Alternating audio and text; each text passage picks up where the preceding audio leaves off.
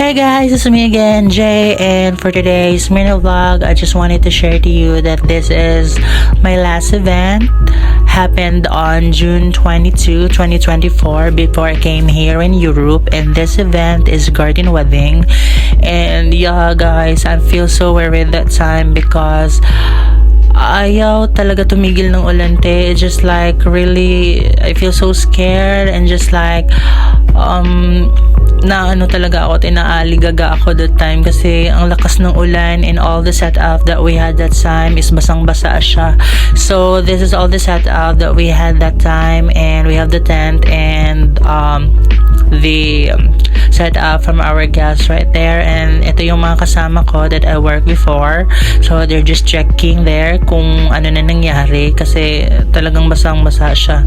And yeah, finally ito lumiwanag na siya. So parang may nagbigyan naman tayo ng langit na sana hindi na siya umulan, but we have still problem on this time kasi basang-basa yung mga tables natin and chair, and also some of the decoration is medyo basa din siya, nasira siya from the ulan. So we need to fix this and we need to wipe out all the tables and the chairs kasi 'di ba pag uupo yung mga clients natin mababasa yung ano nila. So I just praying that time na sana wag nang umulan. So medyo nag-aano pa din ako dito, nagwo-worry pa din ako baka umulan na naman. So I'm just praying na sana wag na.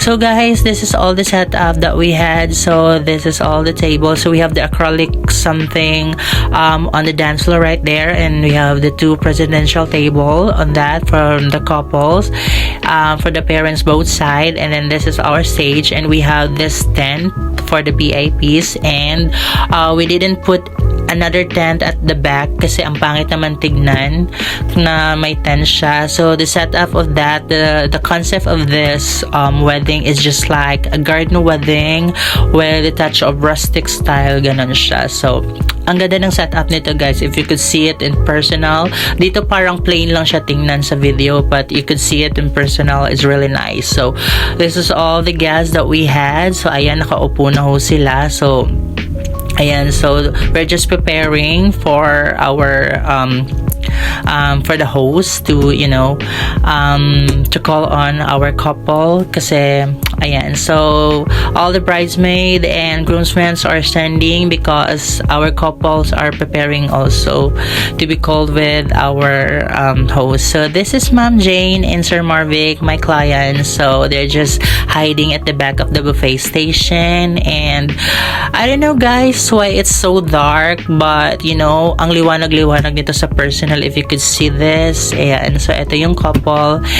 And yeah, I'm so happy that even though I'll be flying to Europe after this event, but I still fulfill the fantasy of my couples.